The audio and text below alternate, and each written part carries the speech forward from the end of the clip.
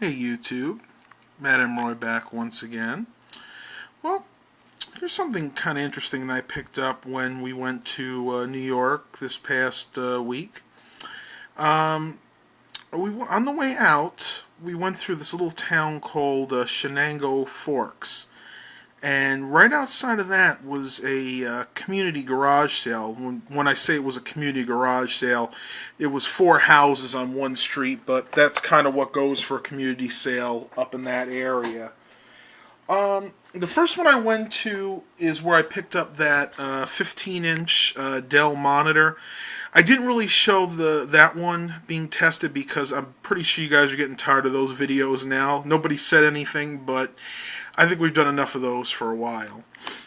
But at the second garage sale, I was looking. They really didn't have much. They had a lot of kids' toys and stuff.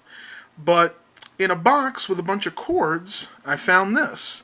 Now this is a Vivitar ViviCam model 5355. This is a 5 megapixel, 3x optical zoom digital camera. It has a modest 2.36 inch LCD monitor. I don't know why they bothered putting that. It could have easily just put 2.3 inches, like anybody really cares being that precise. This is a decent camera. Again, it is a cheap camera. This probably was no more than maybe $50 or $60 when it was new. I think this was actually from around 2009. Even in 2009, 5 megapixels was not very much, so this is definitely for the budget oriented. You can see right here that it says 3x super zoom. I'm sure that's a term that Vivitar coined to make it sound like 3x is a really, really good zoom. And I guess when you consider back in the day that cheap cameras like this usually only had a digital zoom, a 3x optical zoom is definitely something to praise, at least for a budget camera like this. For those of you that don't know, a digital zoom is a zoom that's done basically in the software. It's actually done without a lens. And of course, an optical zoom uses an actual lens to do the zoom, just like the older style cameras did. And with digital zoom, you get a lot of pixelization. Like, you wouldn't want to go more than 1, maybe 2x with a digital zoom. Even then, if you were to blow the pictures up, it would just look awful. So on the front here, we have this. I'm pretty sure this is for red eye reduction. And you got your standard flash.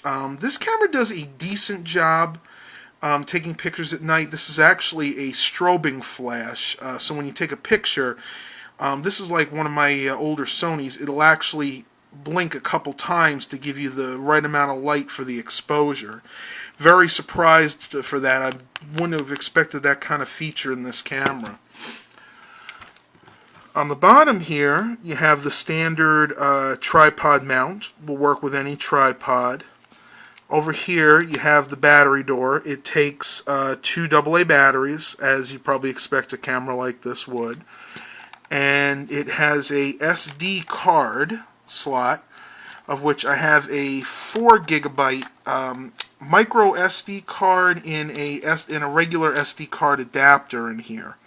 And it works just fine. You just pull the micro SD card fits right in here, and then you go ahead and just put it in the regular size slot. Pardon me, guys, my allergies have been driving me nuts since we got back. On top here, you have your power button. You can push that, and you see it has an activity light. It tells you that it is reading the card. There's your shutter button to actually take the picture. Here you have wide and tall for zooming.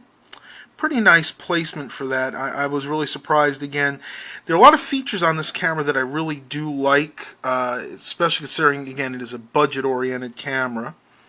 Right here is the mode for going from video to picture taking.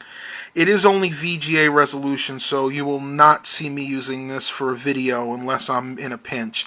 Because I know a bunch of you guys have complained about the poor quality when I use the older Kodak camera. I promise you guys I will not be doing that anymore. I agree that VGA resolution on YouTube now looks like total garbage.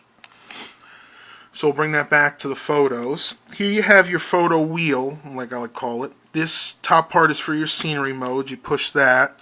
You can switch between like flower, landscape. And I think you have to push the middle button first. Yeah, there you go. Let's see, I'm going to try and switch hands here. Right there you have your different programs. You can go portrait of a lady or a man, I guess, landscape, sports for capturing the fast movement, which I'm not sure how good this would do. I haven't tried that yet.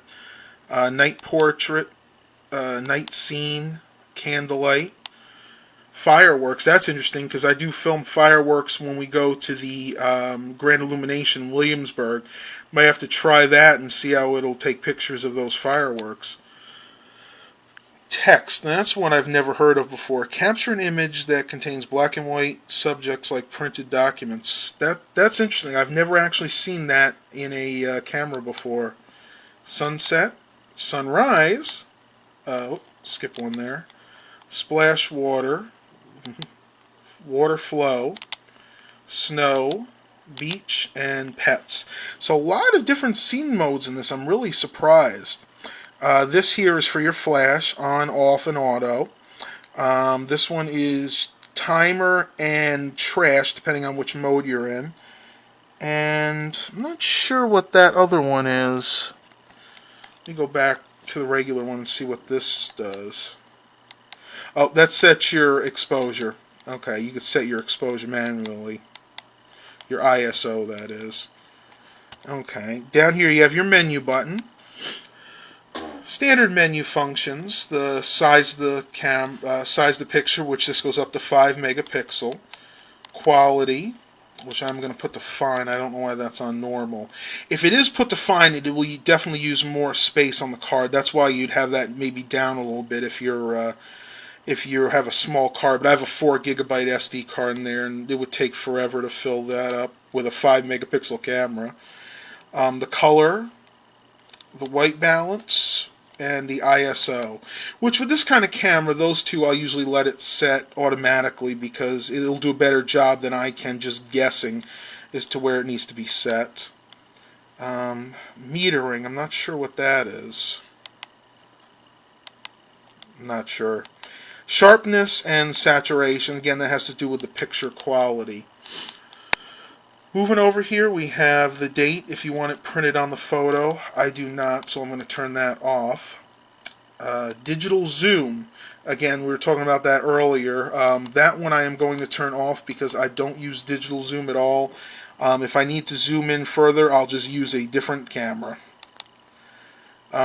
Just some other options here. Set up beep on and off. I guess that's when you're choosing a function, it'll beep. Set date and time, language. This is to reset everything basically, so we're definitely not going to do that.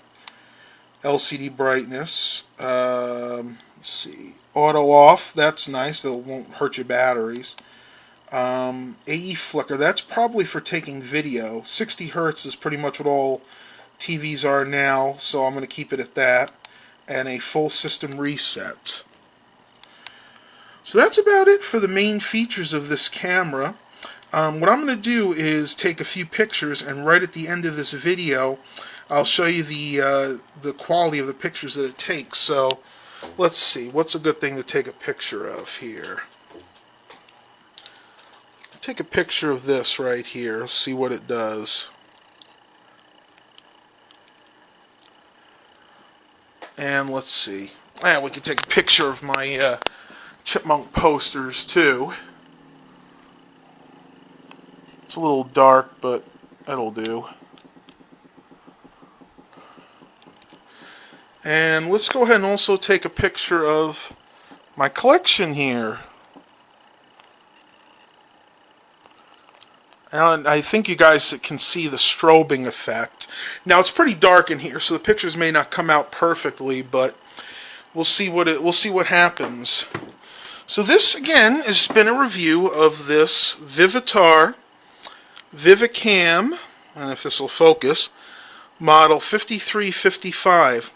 Hope you guys enjoyed this video, and remember, if you have any questions or comments, please feel free to leave them. And have a blessed day, everybody.